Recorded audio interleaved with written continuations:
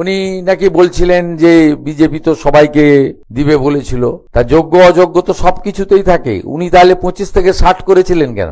ওনার যদি সকলকে দেওয়ার ইচ্ছা ছিল তা উনি তো বলতেন সব মহিলারাই পাবে। উনি নিয়ম করেননি, 25 থেকে 60 করে যাননি উনি। এটাও তো একটা নিয়ম, ক্রাইটেরিয়া। অন্যগুলো ছেড়েই দিলাম।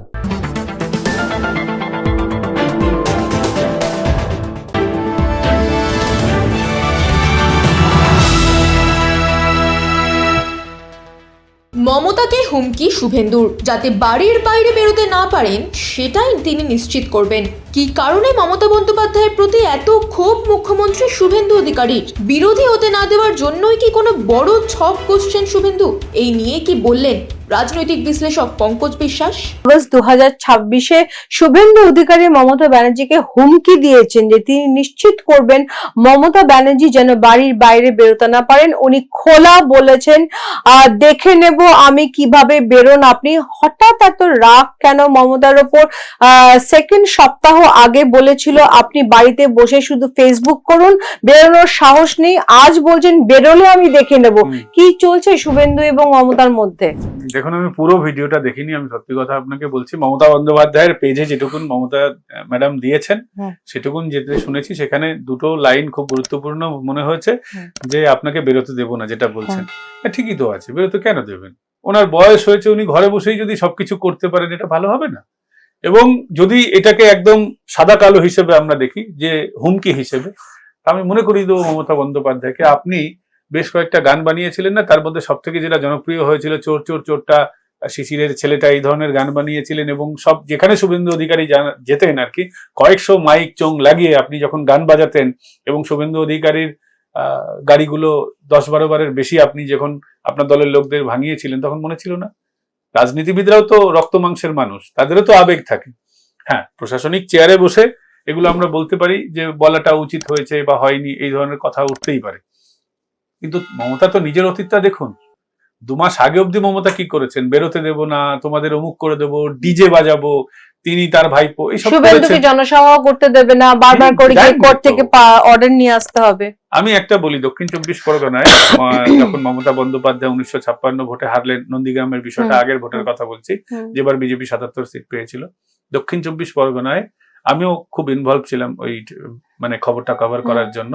সেই সময় পুলিশ পারমিশন দেয়নি, কেউ পারমিশন দেয়নি, কোর্টে যেতে হয়েছিল শুভেন্দু অধিকারীকে। তারপর যখন কোর্ট পারমিশন দিয়ে দিয়েছে, তারপরও তার দলের লোকেরা ওই জায়গায় যাওয়ার আগে যতগুলো রাস্তা ছিল সমস্ত এন্ট্রি পয়েন্ট ব্লক করেছিল। তারপরেও শুভেন্দু অধিকারী নানান রকম কৌশল করে, সেই কৌশলটা আর বলছি না, বলতে গেলে অনেক লম্বা স্টোরি, তারপরে করেছিলেন। যতগুলো পারমিশন নিয়েও করেছেন শুভেন্দু অধিকারী মিটিং মিছিল, সেখানেও তাকে অনেক কাঠখড় পোড়াতে হয়েছে। এই যে কথাটা আপনি বললেন পঙ্কজ দা, যে কাঠখড় পুড়িয়েও উনি করেছেন, তাহলে মমতা ব্যানার্জি এবার কি করবে? এই ধমকির অনুযায়ী ভয় পেয়ে বাড়িতে বসে যাবেন না? উনিও কিন্তু বিশাল বিরোধী দল। আমরা ভুলে গেলে হবে না যে মমতা ব্যানার্জির মতন গণনেত্রী দেশে আমরা কমই দেখেছি। সুতরাং বিরোধী গণনেত্রী হিসেবে উনি বাড়ির বাইরে বেরোবেন, জনসভা করবেন, নাকি বাড়িতে বসে থাকবেন? আমি মনে করি যে সিপিএম এ মমতা বন্দ্যোপাধ্যায়ের কিছু সিম্প্যাথাইজার ছিল, এবং সিপিএম এর মধ্যেও কিছু লবি ছিল। সেই একটা লবি মমতা বন্দ্যোপাধ্যায়কে খুব বেশি সমস্যা দেয়নি। যদি সিপিএম আরো বেশি স্ট্রিক্ট হতো, বা সেই সময়কার রাজনীতি আরো বেশি স্ট্রিক্ট হতো, তাহলে মমতা হয়তো এই জননেত্রী হতে পারতেন না। মমতা বন্দ্যোপাধ্যায় বলেন মাথা ফাটিয়ে দিয়েছে, হাত ভেঙে দিয়েছে, তার সত্যতা অসত্যতা নিয়ে বিরাট সেটা নিয়ে বিতর্ক রয়েছে। হ্যাঁ, অবশ্যই তিনি নিগৃহীত হয়েছেন, অনেকবার হয়েছে, কিন্তু সিপিএম এত বড় সমস্যা তিনি করেননি। এবং তারপরে মমতা যে রাজনীতি পশ্চিমবঙ্গে এনেছেন, পুলিশকে ব্যবহার করে, প্রশাসনকে ব্যবহার করে, দলের লোকেদের ব্যবহার করে, যে বিরোধীদের একেবারে কণ্ঠরোধ করে দাও, যেটা সিপিএম ও করেনি। তো স্বাভাবিকভাবে তিনি যে পথটা দেখিয়েছেন, সেই পথে যদি এই সরকার চলে, তার দেখানো পথে তার তো দুঃখ পাওয়ার কথা নয়। তিনি তো কলকাতাকে 144 জারি করে দিয়েছিলেন, ধর্মতলা চত্বরে কেউ কোনোদিন সভা করতে পারবেন না। তো এখন যদি মমতার ওই পলিসি শুভেন্দু অধিকারী যদি অ্যাপ্লাই করেন, তারা তো কষ্ট হচ্ছে কেন? তিনি শুভেন্দু অধিকারীর কনভয়ে হামলা করিয়েছেন এতবার, পরিষ্কার করে তার ভাইপো বলছেন ডিজে বাজাবো, কোন দিল্লি থেকে কোন বাপের বেটা আসে, নাম নিয়ে নিয়ে অমিত শাহ নরেন্দ্র মোদীকে কোমরে দড়ি পরাবেন। আজকে তিনি এইসব কথা বলার পর হঠাৎ করে তিনি ধোয়া তুলসী পাতা হয়ে যাবেন, এটা তো ঠিক হচ্ছে না। একটু তিনিও সহ্য করুন, যে বিরোধীরা কতদিন সহ্য করেছে। আমি বলছি এটা একদম সঠিক কাজ হচ্ছে। তাও বলবে বিজেপি তো কিছুই করছে না। গোবর ছুটছে, ডিম ছুটছে, যেটা ছুটলে খুব বেশি আঘাত লাগার কথাটা। এত বড় আদলা ইট তো ছুটছে না, পাথর তো ছুটছে না। মানুষের যা ক্ষোভ রয়েছে পিটিয়ে মেরে ফেলবে। আমার এই কথাটা বলা, আবারও বলছি, ক্ষমা চেয়ে নিচ্ছি, কিন্তু আমি মানুষের ক্ষোভের জায়গা থেকে বলছি যে মানুষের এমন ক্ষোভ রয়েছে যে পিটিয়ে মেরে ফেলবে। কিন্তু বিজেপি সেটাকে কন্ট্রোল করছে, কোথাও পুলিশকে কোন রকমের বড় ধরনের দুর্ঘটনা ঘটানো থেকে বিরত রাখছে। নিজের দলের লোকেরা, বিজেপির লোকেরা যখন বাড়াবাড়ি শুরু করেছিল ভোটের ঠিক পরে, শ্রমিক ভট্টাচার্য স্পষ্ট বার্তা দিয়েছিলেন করা যাবে না। বেশ কয়েকটা জায়গায় এই ধরনের ঘটনা ঘটেছে। তাদের পার্টির সমস্ত সদস্যপদ পুরোপুরি সাসপেন্ড নয়, একেবারে তাদেরকে দল থেকে বহিষ্কার করে দেওয়া হয়েছে বহু মানুষকে। তো বিজেপি নিজের লোকেদের কন্ট্রোল করেছে, সাধারণ মানুষকে কন্ট্রোল করছে। যেখানে ডিম ছোড়া হচ্ছে, পুলিশ হাত থেকে ডিম কেড়ে নিচ্ছে আগে ভাগে। এরপর কি তারা কি এটা মনে, মমতা যদি এরপরে মনে করেন বিজেপি রেড কার্পেট বিছিয়ে দেবে, বিজেপি নিজের পয়সা দিয়ে তাকে ওই প্যান্ডেল বানিয়ে দেবে, এগুলো তো উনি করেননি না। আচ্ছা আচ্ছা পঙ্কজ দা, আমি একটু জানতে চাইবো, এটা completely out of political arena, Suvendu Adhikari সবসময় তো রেগে থাকেন কেন? খুব কম লোকের সঙ্গে হাসেন, গলার স্বর ক্ষিপ্ত, বাহ্যিক একটা অ্যাগ্রেশন রয়েছেন। উনি তো এখন 5 বছর আছেন, কিসের চিন্তা? নাকি পার্টির ভিতরে এমন কোনো টানাপোড়েন চলছে যাতে উনি ভিতর থেকে খুব উদ্বিগ্ন? এই প্রশ্নটা যিনি করছেন বা যারা করছেন, আমি বলবো তারা শুভেন্দু অধিকারীর সাথে কাছাকাছি মেশেননি। শুভেন্দু অধিকারীর যেইটুকুন আপনারা ইমেজ দেখছেন বা দেখানো হচ্ছে, সেটা তো একটা ক্লিপিংস। সেই ক্লিপিংস এর আগে পরে অনেক কিছু থাকে। যারা শুভেন্দু অধিকারীর সাথে ব্যক্তিগতভাবে ঘরোয়া আড্ডা দিয়েছেন, হ্যাঁ, শুভেন্দু অধিকারী পার্সোনালিটি ডমিনেটিং, এটা আমি স্বীকার করছি। তাই বলে তিনি রামগরুরের ছানা হাসতে তার মানা, এটা আমি কখনোই বিশ্বাস করি না।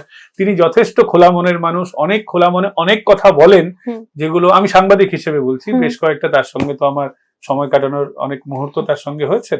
বছরে 2 বার তিনি সমস্ত সাংবাদিকদের ডেকে একদম খোলামেলা, বলছি সবাই কলকাতার বাজারে জানে, যে একটা হচ্ছে আপনার দুর্গাপুজোর পরে, আর একটা হচ্ছে এই 6 মাস আগেও তিনি কি একটা ইয়ে ছিল সেটা মনে পড়ছে না, দুর্গাপুজোর পর তিনি মিট করেন, আর একটা মাঝামাঝি সময় মিট করেন, এই হিন্দি যে নববর্ষ, হিন্দু নববর্ষ যেটাকে বলে, 2 বার তিনি মিট করেন। তখন অনেক কথা আমরা তার মুখ থেকে হাসির কথা শুনি, রাজনীতির অনেক গূঢ় রহস্য শুনি, অনেক স্কুপ নিউজ আমাদের খবরের ভাষায় যেটাকে বলে, যেটা আমরা হয়তো ভাবেও কখনো ভাবতেও পারবো না। তিনি হাসতে খেলতে দেন। তিনি এমন নয় যে তিনি কখনো হাসেন না বা তার ইয়ে হয় না। অবশ্যই তাকে কড়া প্রশ্ন করতে গেলে একটু মুশকিল হয়তো হবে।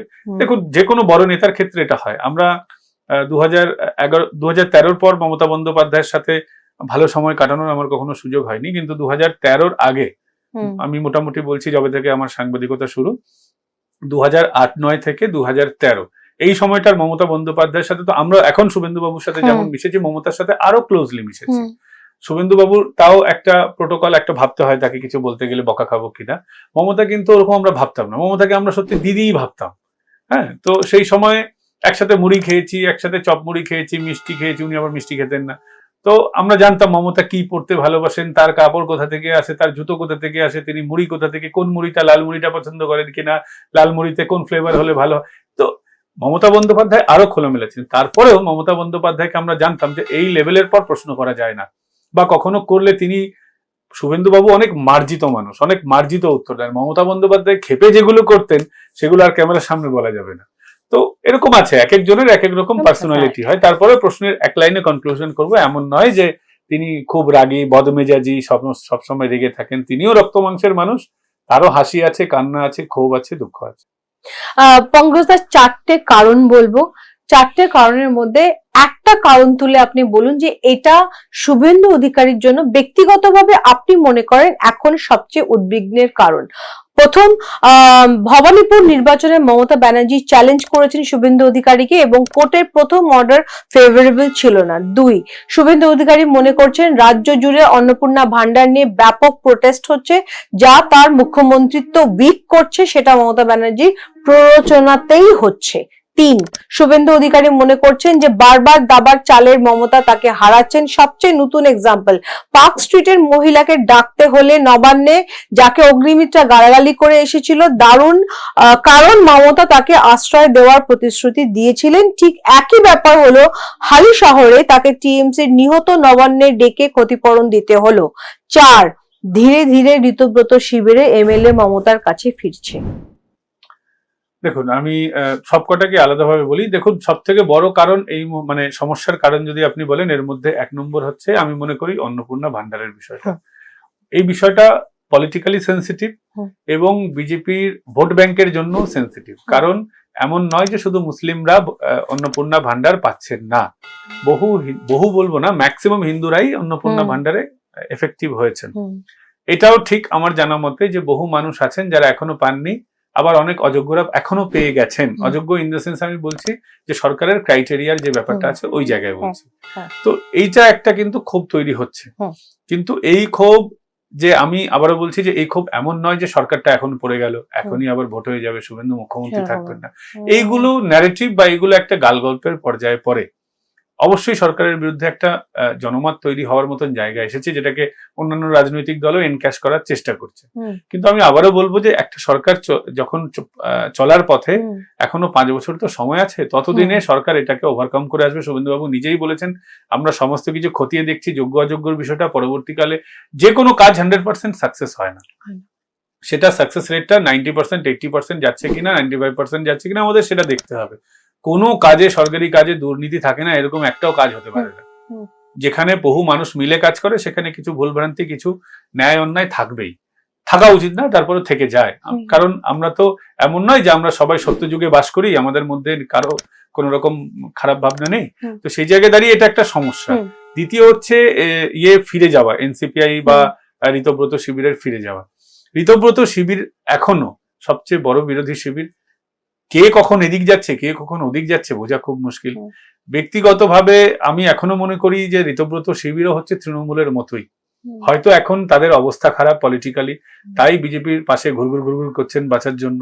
কিন্তু তারাও যে সবাই ধোয়া তুলসী পাতা, সবাই যে বিরাট দেবতুল্য মানুষ হয়ে গেছেন, সৎ রাজনীতিবিদ, এরকম ভাবার কিন্তু কোনো কারণ নেই। তো এরকম বিষয় আসলে রাজনীতিতে দাবার চাল চিরকালই থাকে, আছে। বা আপনি আরেকটা যেটা বিষয় বললেন যে ডেকে পাঠিয়েছেন শুভেন্দুবাবু, দেখুন সরকারের, আমরা পশ্চিমবঙ্গের রাজনীতিতে একটু মানবিক ফরম্যাটেই বিশ্বাস করি। পশ্চিমবঙ্গের সমাজ যেভাবে আছি আর কি, পশ্চিমবঙ্গ সমাজ, আমরা একটু মানবিক সমাজেই বাস করি। এটা উত্তরপ্রদেশ নয় যে গুলি চলবে, বুলডোজার চলবে, এরকম। বুলডোজার অবশ্যই চলবে, পশ্চিমবঙ্গের ক্ষেত্রে আমি মনে করি বুলডোজার চালানোর প্রয়োজন আছে। আবার এটাও আমি মনে করি যে, এটা আমার ব্যক্তিগত মত হচ্ছে যে অগ্নিমিত্রা পল কোনো ভুল কাজ করেননি। প্রথম কথা হচ্ছে 1 গামলা দুধ কোনো কুম্ভকর্ণের বাচ্চা ছাড়া খেতে পারে না, ওটা পুরো পরিবারেরই খাদ্য হতে পারতো। দ্বিতীয় জিনিস হচ্ছে যে ফুটপাত হাঁটার জন্য, আমরা কলকাতা কেন, আপনি যদি উত্তরবঙ্গেরও বিভিন্ন শহরে যান দেখবেন কি অবস্থা। ফুটপাত, বেশিরভাগ ফুটপাতই দখল হয়ে আছে দোকানদার, হকার এবং অস্থায়ী ব্যবসায়ী, এদের মাধ্যমে। তো ফুটপাত তো মানুষের হাঁটার জন্য। পশ্চিমবঙ্গে রাস্তাগুলো আপনি যদি কখনো শিলিগুড়ি যান, সবাই দর্শকরাও গেছেন শিলিগুড়িতে আপনারা বিধান মার্কেটের শুরুটা দেখবেন। বিধান মার্কেট একটা ছোট্ট ভিতরের মার্কেট, যেটাকে ভেতরে রয়েছে আর কি। বাইরে যে বিধান মার্কেটের যে এক্সটেন্ডেড এরিয়া, পুরোটাই তো রাস্তার উপরে রয়েছে, মানুষ হাঁটতে পারে না ওখানে, যাদের বাড়ি রয়েছে তারা ঠিকঠাক করে যাতায়াত করতে পারে না। আমাদের কলকাতা শহরে পার্ক স্ট্রিটে 5 স্টারের সামনের জায়গা, যেটা 5 স্টারের প্রপার্টি, সেটা 5 স্টারের প্রপার্টি দখল। পুনর্নির্বাসন না দিয়ে কি উচ্ছেদ করা উচিত? সেটাতে আইন কি বলছে? আইন বলছে পুনর্নির্বাসন দেওয়া। একদমই না, আমি দায়িত্ব নিয়ে বলছি, আইনে কোথাও লেখা নেই যে সরকারকে পুনর্নির্বাসন দিয়ে তারপরে উচ্ছেদ করতে হবে। এটা সরকারের পলিসি হতে পারে। মমতা বন্দ্যোপাধ্যায়ের পলিসি ছিল যে পুনর্নির্বাসন দিয়ে তারপর করতে হবে। কোথাও ভারতবর্ষের আইন এটা বলছে না যে সরকারের জমিতে কেউ বসে পড়ে দখলদার হয়ে গেলে তাকে বলতে হবে মাই বাপ আপনি প্লিজ উঠুন, আপনাকে বিকল্প জায়গা দিচ্ছি। যারা আজকে এত মানবিক হচ্ছেন কুণাল ঘোষ বাবুরা, কুণাল ঘোষকে আমি বলবো যে দয়া করে আপনি আপনার বাড়ির ছাদে তাদের থাকতে দিতে হবে না, বাড়ির ঘরে থাকতে দিতে হবে না। আপনি আপনার বাড়ির সামনের যে রাস্তাটা, ফুটপাত, বা আপনার ঘর থেকে, আমাদের কলকাতায় তো আমরা 3 ফুট 4 ফুট সামনে ছাড়তে হয়, ওইটুকুন জায়গায় আপনি ত্রিপল খাটিয়ে তাকে থাকতে দিন না। রাজনীতি না করে দেবেন না। আমরা যারা ট্যাক্স পে করি, আমাদের যাদের বাইক আছে, সাইকেল আছে, গাড়ি আছে, আমরা যেটুকুন আমাদের সড়ক রাস্তা প্রাপ্য, আমরা সেটুকুনের উপরে যাতায়াত করতে পারি। তো এইগুলো কোনো মানে হয় না। সরকার অগ্নিমিত্রা পল যেটা করেছেন, শুভেন্দুবাবু সেটাকে রিভার্ট করুন বা যাই করুন, আমি বলবো উনি একদম ঠিক কাজ করেছেন। আমি অগ্নিমিত্রা পলের কথার সাথে সহমত। আজকে আমি গাড়ি কিনবো, আমি পার্কিং এর ক্ষেত্রে কথা বলছি, আরেকটা যেটা ইস্যু হচ্ছিল পার্কিং, আমি 5 লাখ টাকা, 10 লাখ টাকা, 20 লাখ টাকা দিয়ে গাড়ি কিনতে পারবো, আর আমি একটা মাসে 1,500 টাকা দিয়ে বা 2,000-3,000 টাকা দিয়ে পার্কিং লটে ভাড়া নিতে পারবো না। এই বদমাইশির কোনো কারণ হয় না, এটা একটা যথেচ্ছাচার। এই যথেচ্ছাচার দীর্ঘদিন চলতে পারে না। এটা সরকার নিয়মের কথা বলবে, অগ্নিমিত্রা পাল নিয়মের কথা বলেছেন। হ্যাঁ, এটা নিয়ে কন্ট্রোভার্সি যখন তৈরি হচ্ছে, অবশ্যই মুখ্যমন্ত্রী হিসাবে শুভেন্দু অধিকারী অবশ্যই চাইবেন যেটা দিয়ে যাতে জনমত বা জনমতের জায়গাটা জনক্ষোভের দিকে জায়গায় না যায়, তাই সেই কারণে তিনি একটা ভালো স্ট্যান্ড নিয়েছেন, তাদেরকে ডেকে পাঠিয়েছেন। এবং সরকারের তো এটা নয় যে সরকার একটা রিং মাস্টার চাবুক নিয়ে ঘুরে বেড়াবে, সরকারের মানবিক দিকও থাকতে হবে, এটাও ঠিক। তো শুভেন্দুবাবু সেই মানবিক দিকটা দেখিয়েছেন, তো ঠিকই আছে। অগ্নিমিত্রা পল যেটা করেছেন সেটাও ঠিক করেছেন, সেটাকে প্রথমে স্যালুট। তারপরে শুভেন্দু অধিকারী যেটা করেছেন অবশ্যই সেটা মানবিক দিক হিসেবে, তার রাজনীতিবিদ হিসেবে তাকে স্যালুট। পঙ্কজদা, রাজনৈতিক হিসেবে কোনটা বেশি কাম্য এখন? মমতা ব্যানার্জি যদি পথে নামেন, আবারও পুরোনো দিনের মতন গণনেত্রী হয়ে পথে নামেন, একদিকে সিপিআইএম একদিকে মমতা ব্যানার্জি, বিজেপির জন্য কোনটা বেশি, বা শুভেন্দু অধিকারীর জন্য রাজনৈতিক হিসেবে কোনটা বেশি কাম্য? দেখুন, শুভেন্দু অধিকারীর ব্যক্তি হিসেবে তো তিনি পুরো দল চালাতে পারেন না, তিনি বিজেপির পলিসি হিসেবে দল চালাবেন এবং সেভাবেই এখন অব্দি চলছে, আগামীতেও তাই হবে। তো শুভেন্দু অধিকারীর চেয়ে আমি বলবো, শুভেন্দু অধিকারীকে আমি আলাদা এলিমেন্ট হিসেবে দেখছি না, ব্যক্তি হিসেবে দেখছি না, আমি এটাকে বিজেপি হিসেবেই দেখছি। তিনি বিজেপিরই মুখ্যমন্ত্রী। তো সেই জায়গায় দাঁড়িয়ে বিজেপির ইডিওলজিক্যালি সব থেকে বড় শত্রুর নাম হচ্ছে communist party of India, Marxist.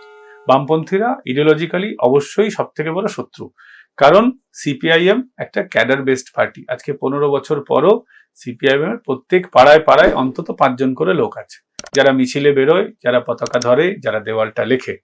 কিন্তু তৃণমূলের এখনই দেখুন কি অবস্থা। তৃণমূলকে আগামী 5-10 বছর পর খুঁজে পাওয়া যাবে না, পরের নির্বাচনে আমি বলছি আপনাকে তৃণমূলকে খুঁজে পাওয়া যাবে না। পঙ্কজ, এখানে আমি সরি টু ইন্টারাপ্ট, এখানে আমি একটু আপনাকে ইন্টারাপ্ট করছি। তাহলে এই যে আপনি কথাটা বললেন যে বড় শত্রু হচ্ছে ইডিওলজিক্যালি বড় শত্রু হচ্ছে সিপিআইএম, তাহলে কি এই কথার মাধ্যমে উজ্জ্বল হয়ে গেল যে সামনে 4 বছর সবচেয়ে বড় এবং একমাত্র বিরোধী দল বিজেপির সিপিআইএম? না, দেখুন, আমি প্রেক্ষাপটটা আপনাকে মানে সহজ বাংলায় এটাকে ওইভাবে বলা যাবে না, আমি কয়েকটা বিষয় দিয়ে আপনাকে বোঝাই। দেখুন, আজকে বামপন্থা, আমি সিপিআইএম কে শুধু সিপিআইএম হিসেবে ধরছি না, আমি কমিউনিস্ট পার্টি বা কমিউনিস্ট রাজনীতি বা বামপন্থা হিসেবে যদি বলি, আজকে দেখুন 15 বছর ক্ষমতায় নেই, তারপরও যাদবপুরের একটা বাম দুর্গ আছে। এখনো যাদবপুর বিশ্ববিদ্যালয়, যাদবপুর চত্বরে বা যে কোনো পশ্চিমবঙ্গের বিভিন্ন পাড়ায় পাড়ায় সিপিএম এর লোক এক্সিস্ট করে, যে লোকগুলোকে আপনি এখনো অসৎ রাজনীতিবিদ হিসেবে দাগিয়ে দিতে পারবেন না। ইডিওলজি নিয়ে প্রশ্ন থাকতে পারে, তারা অত্যাচার করতে পারে, কিন্তু অর্থনৈতিক তছরূপ তৃণমূলের তুলনায় তাদের কম। এখনো তারা বুক বাজিয়ে সিপিএমটা করেন বা কমিউনিস্ট পার্টি রাজনীতি করেন বা বিভিন্ন কমিউনিস্ট রাজনীতি করেন, আলাদা আলাদা প্ল্যাটফর্মের রাজনীতি করেন, কিন্তু তৃণমূল এখনই তো ভেঙে ছত্র খান। পরবর্তী ইলেকশনে তৃণমূলের অবস্থা, তৃণমূল যে আজকে 70-80-র কাছাকাছি তাদের যে জিতিয়ে নিয়ে এসেছে, আগামী দিনে তৃণমূলের 20টা জন জিতবে কিনা সন্দেহ আছে। কিছু কিছু জায়গায় তৃণমূল জিততে পারে, যেখানে আইএসএফ এখনো মুসলিম এরিয়াগুলোতে সব জায়গায় আইএসএফ শক্তিশালী হয়নি। সমস্যাটা হচ্ছে কি, আমাদের 30% মুসলিম হওয়ার পরেও, যদি আমি এই নাম্বারটা ফিগারটা নিয়ে এক্সাক্ট বিশ্বাস করি না, তবু আমি তর্কের খাতিরে ধরে নিচ্ছি যে 30% যদি মুসলমান হয়, তো মুসলমানদের নেতৃত্ব দেওয়ার মতন কোনো পার্টি নেই। হিন্দুর নেতা হওয়ার জন্য বিজেপি আছে। বিজেপি বলছে একদম সিনা ঠোককে কি আমরা ভাই হিন্দুদের পার্টি, বা আমরা হিন্দুদের জন্য কাজ করব, বা তারা মুখে বলুক না বলুক, সবকা সাথ সবকা বিকাশ বলুক, কিন্তু তারা সবাই জানে যে বিজেপি হচ্ছে হিন্দুদের জন্য পার্টি। কিন্তু দুর্ভাগ্য মুসলমানদের, যে মুসলমানদের কোনো সিঙ্গেল হ্যান্ডেড পার্টি নেই। আমরা যদি উত্তর 24 পরগনা, হাওড়া, হুগলি এই সমস্ত জায়গা বলি, দক্ষিণ 24 পরগনা বলি, এখানে টিম টিম করে আইএসএফ চলছে মুসলিম এরিয়াগুলোতে।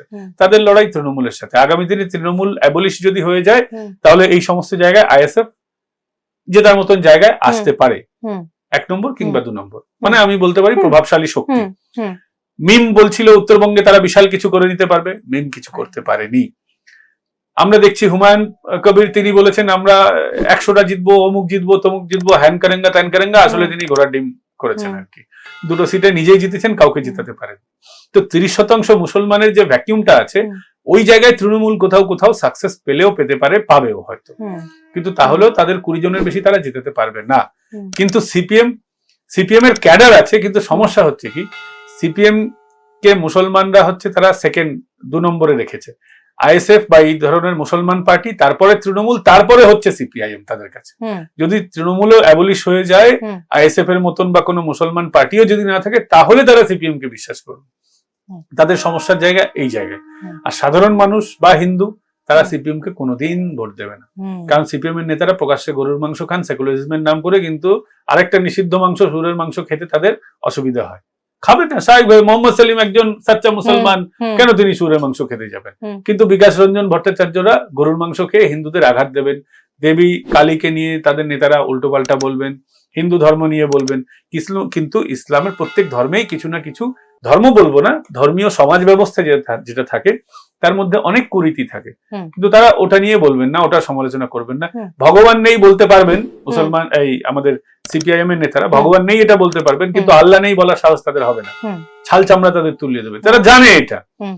যেহেতু তারা হিন্দু বিরোধিতা করছেন, তাদের জীবনেও তারা পশ্চিমবঙ্গে আর আগামী দিনে এবার ওই মুসলমানদের জোরে ডোমকলে জিতেছেন, সেটাও মুসলিমদের জোরে, কিন্তু ওটাই টিম করেই, এই টিম করেই তাদের জ্বলতে হবে। 0-1 এর উপরে তারা আর কোনোদিন উঠে দাঁড়াতে পারবেন না, ঘুরেও দাঁড়াতে পারবেন না, মাথা ঘুরে যাবে, ঘুরে দাঁড়াতে পারবেন না।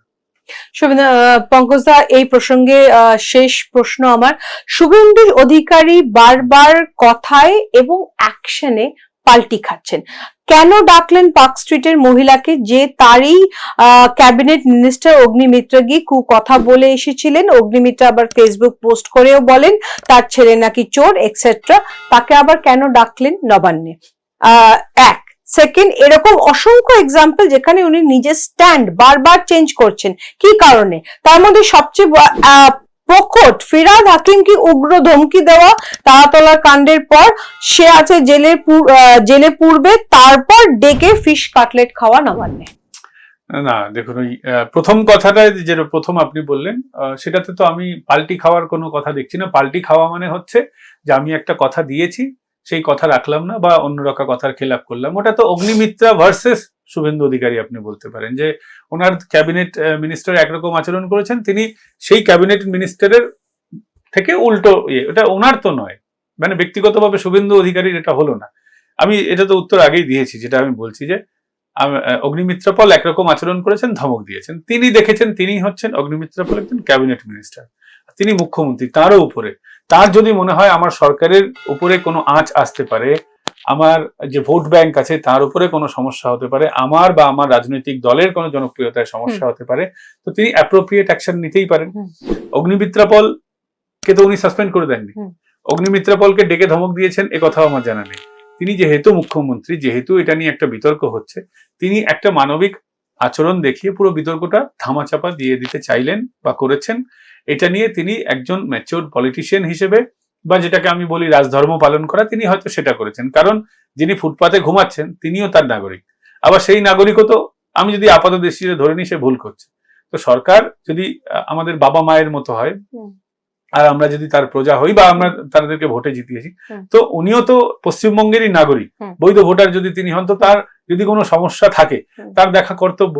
এবং বিরোধীরা এই একটা ছোট্ট ঘটনাকে নিয়ে যেভাবে একটা বড় রকমের একটা ক্যাওস সৃষ্টি করার চেষ্টা করছে, তিনি সেটাকে এক ধাক্কায় ধামাচাপা দিয়ে দিলেন।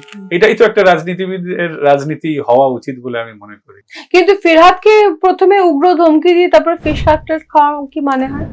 এইটা নিয়ে তো দেখুন, একটা রাজনীতিবিদের অনেক কর্মকাণ্ড নিয়ে আমার আপনার অপছন্দ হতেই পারে। ব্যক্তিগতভাবে আমাকে যদি বলেন, তা আমিও বলবো যে আমাদেরও এই ধরনের দৃশ্য একটু বেদনা দেয়। যেই লোকটার কথা আপনি বললেন, তিনি বলেছিলেন যে তিনি আশা রাখেন যে পশ্চিমবঙ্গের বা কলকাতার 50% মানুষ উর্দুতে কথা বলবে, হ্যাঁ, যারা মুসলমান ধর্মে গ্রহণ করেনি, জন্ম নেয়নি, তারা দুর্ভাগা।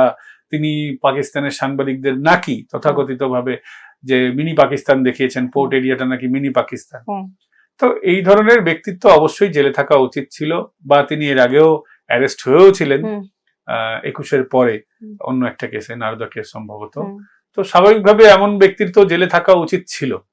এবার রাজনীতির দাবার প্যাচ মারপ্যাচ, এটা তো আমাদের মতন ছোটখাটো মানুষের অনেক সময় মাথায় ঢোকে না। কি খেলা হচ্ছে পর্দার আড়ালে সেটা আমি কি করে বলবো। তবে এই দৃশ্য অবশ্যই আমি এক কথায় বলতে পারি যে এই দৃশ্য অবশ্যই আমাদের জন্য তো কাম্য নয়।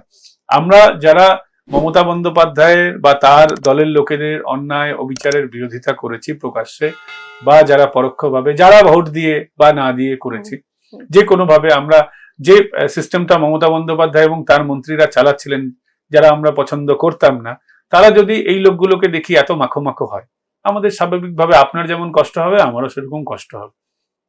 কিন্তু বড় বড় লোকেদের, বড় বড় দেশে এরকম ছোটখাটো অনেক ঘটনা ঘটে, কি কারণে ঘটে সেটা জানতে হবে।